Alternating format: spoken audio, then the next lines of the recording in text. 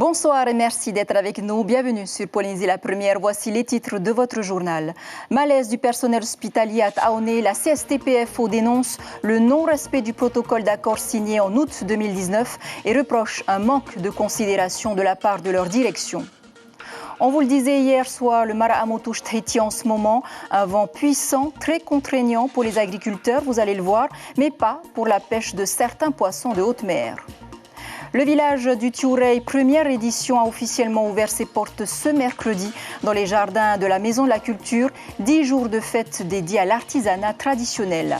Un village qui se complète en soirée par le Heiva des écoles. Nous allons pour cela retrouver Stéphane Ratino en direct pour prendre la température sur place. Enfin donc de ce journal. Et puis c'est exceptionnel, le Te Aitova Amanhi est le premier marathon de V1 organisé samedi. 27 km de course au départ de Aurei Tiniho. Nous allons en parler justement avec Maina Teihuari, membre de l'association Manhiva.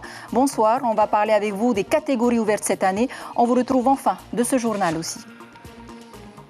Mais d'abord, on ouvre l'actualité avec un malaise au centre hospitalier du Taoné. La CSTPFO dénonce les conditions de travail du personnel soignant. Souffrance au travail, intimidation, humiliation et précarité sont, selon la secrétaire adjointe du syndicat, les maux qui affectent la santé publique dans les hôpitaux et également les dispensaires de Polynésie. Rohan Poturu, Sandroli et Hiro Terurutua. Le CHPF du Taoné, de nouveau dans le viseur des syndicats. Après la dernière grève du 28 août 2019, le protocole d'accord signé avec la direction est resté sans effet.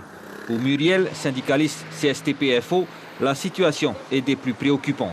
On ne dira pas un malaise, des malaises qui perdurent depuis des années. Et aujourd'hui, on voudrait que ça cesse, on voudrait qu'il y ait des actions. Voilà. Des malaises comme quoi? Des malaises de type de souffrance au travail, des pressions continuelles au travail, des intimidations, des humiliations.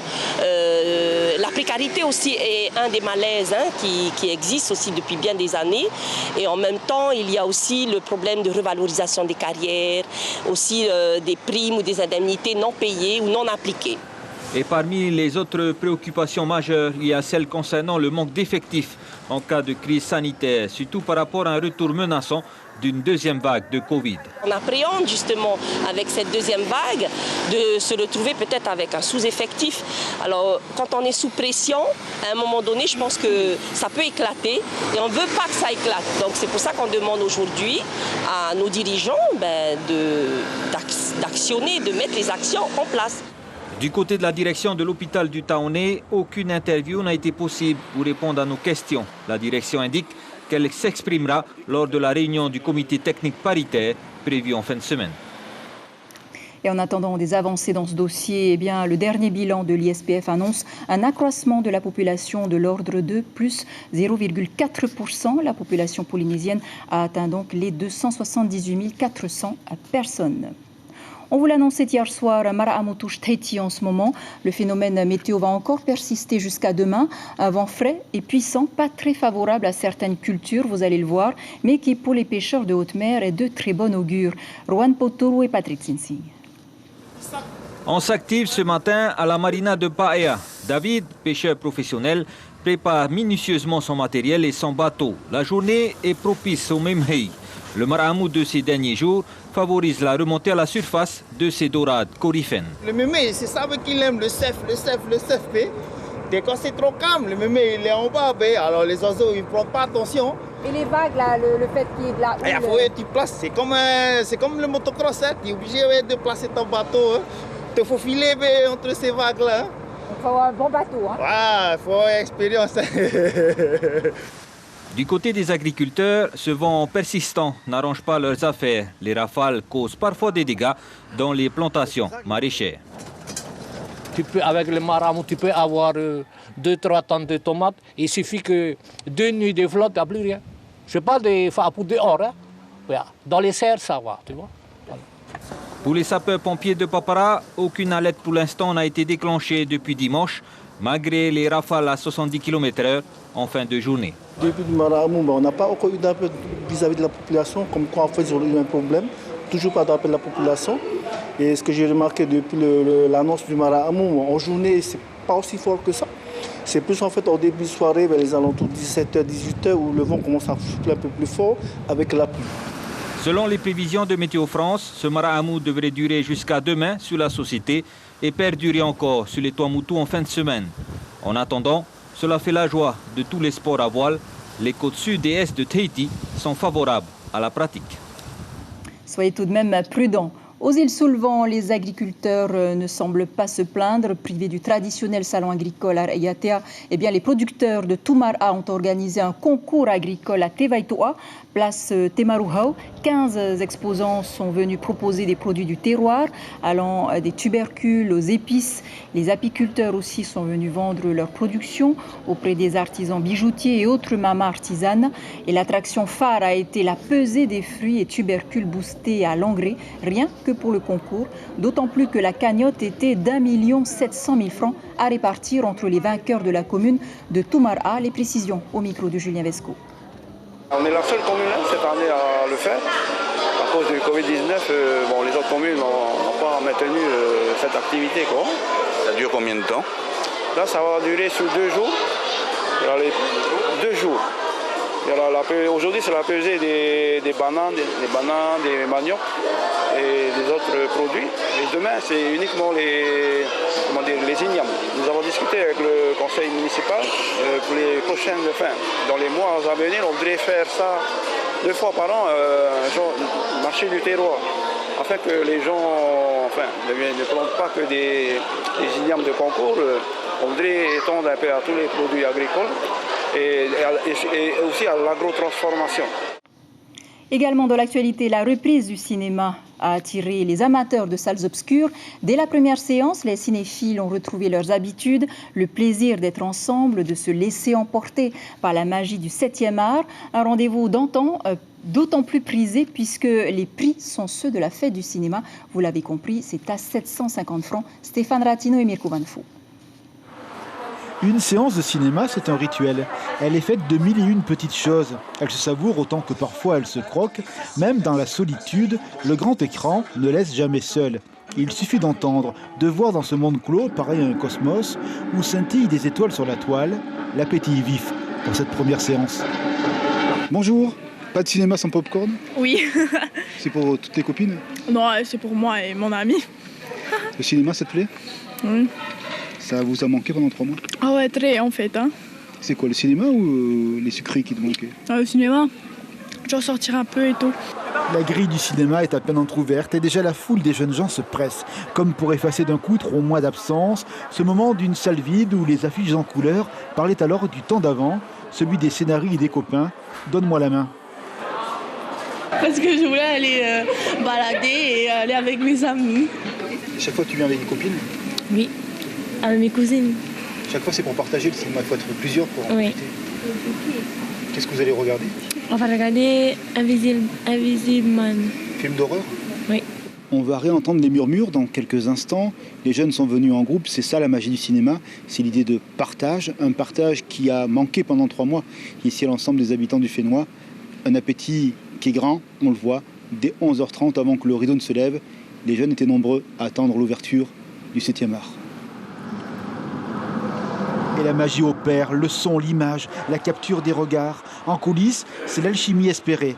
Elle fait le délice des professionnels du cinéma, aujourd'hui encore plus, tant la journée est particulière. On a toujours un peu le tract avant de redémarrer comme ça, c'est un peu comme une pièce de théâtre, on a le tract juste avant, on ne sait pas si les gens vont apprécier la programmation ou pas. On est content de voir qu'il y a des jeunes qui sont là pour les films, pour cette première séance ici au Concorde. Cette semaine de sortie française, pour cause de Covid aux États-Unis, les nouveaux films américains, eux, sont attendus le 19 août. Le public, lui, est déjà là.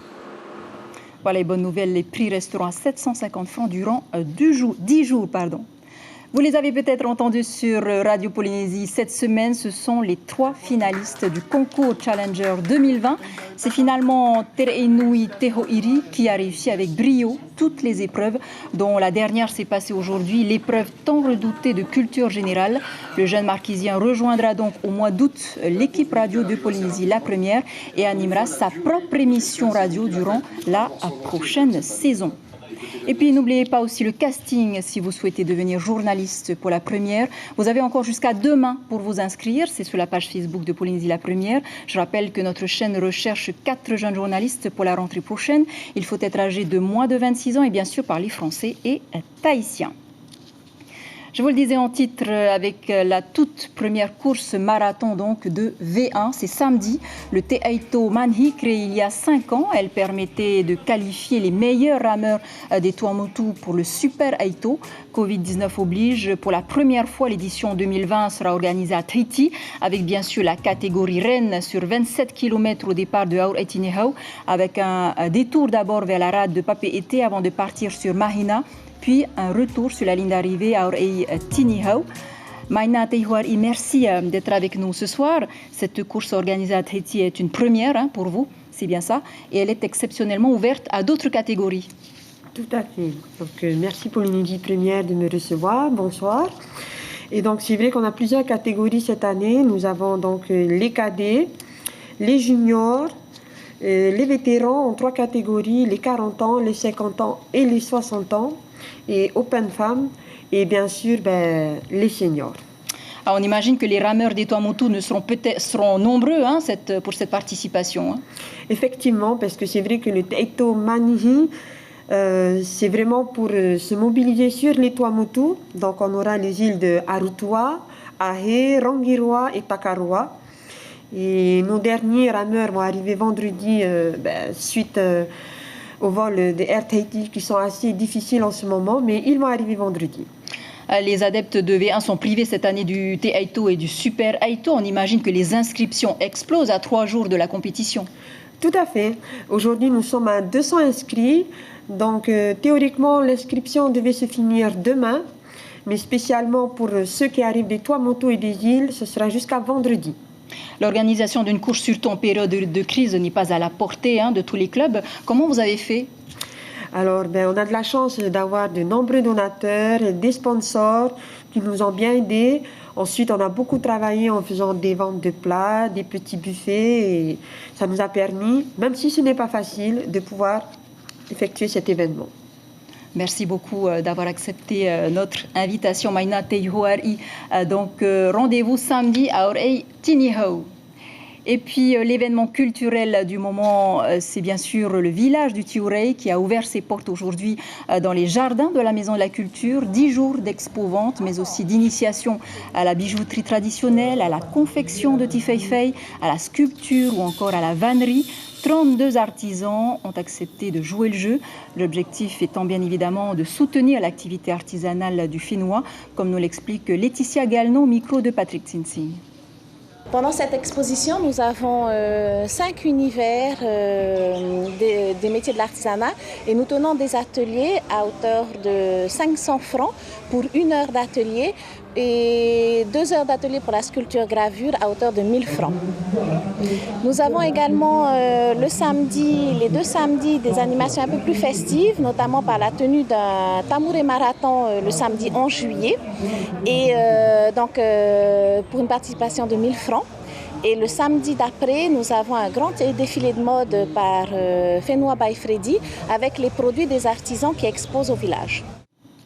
Et si vous êtes encore au village du Tiurei en fin de journée, vous pouvez également assister au Heiva des écoles. Ça démarre ce soir, justement. Nous rejoignons sur place Stéphane Ratino et Mirko Vanfo. Quelle est l'ambiance pour cette première soirée ?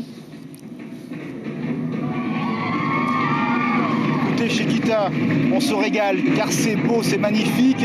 Il y a du rythme, des couleurs. C'est comme un tableau, des fresques qui se succèdent les unes après les autres, avec cette ferveur qu'on connaît ici à Haïti. Ce soir, la Maison de la Culture, elle est marquée d'une ferveur sensible, puisqu'il y a beaucoup de monde, les familles sont venues assister à ces spectacles. Et quand on dit ferveur, on peut dire une foi, une véritable foi, mais la foi, c'est la confiance, c'est donc l'amour qu'on transmet. Et ce soir, il y a vraiment beaucoup de sensibilité, parce que vous le voyez, il y a toutes les générations qui sont sur la scène, et on partage un instant de transmission entre les plus anciens et les plus jeunes. C'est ça la beauté du Heiva de l'école, c'est une manière de dire qu'on fait peuple ensemble, qu'on fait culture ensemble. Et le chanteur Jacques Brel, qu'on connaît fort bien ici par son séjour en Marquise, disait « Il n'est pas plus malheureux qu'un peuple sans musique ». Et bien ce soir, on voit qu'il y a la musique qui est dans les cœurs, qui réchauffe les mains et surtout qui donne à tout ce mouvement du monde de Tahiti le sentiment d'une culture aujourd'hui possédée, reconquise et surtout donnée au monde. Et ça, c'est un challenge quand on voit le poids des dimensions des cultures universalisées par le poids des industries. Et bien ici à Tahiti, on est debout et vivant. Et cette Taïva qui dure depuis 1994, chaque année, a beaucoup de succès. Il y a 26 ans, seulement 3 écoles. Et là, jusqu'au 11 juillet, on va se régaler. Tous les soirs, 250 artistes sur la scène pour dire l'amour de Tahiti, pour dire l'amour des gens. Bref, c'est merveilleux. Venez faire un tour ici du côté de la Maison de la Culture. Et surtout, je l'ai ici dans ma poche. N'oubliez pas le masque puisque on est toujours avec les gestes barrières qui sont importants. Mais disons oui à la vie. Et jusqu'au 11 juillet ici, la Maison de la Culture, c'est un oui franc, massif et coloré avec la vie.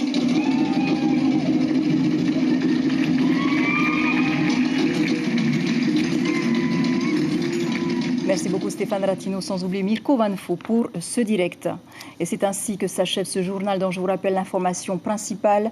Malaise hospitalier à Taoné, la CSTPFO dénonce le non-respect du protocole d'accord signé en août 2019. Souffrance au travail, intimidation, humiliation et précarité sont les mots qui affectent actuellement la santé publique en Polynésie.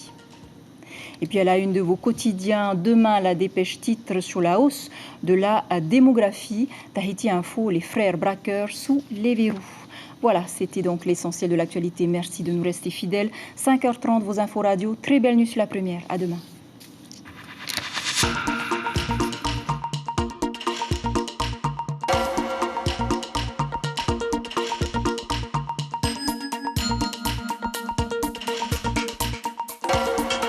Retrouvez notre journal en replay sur notre site internet.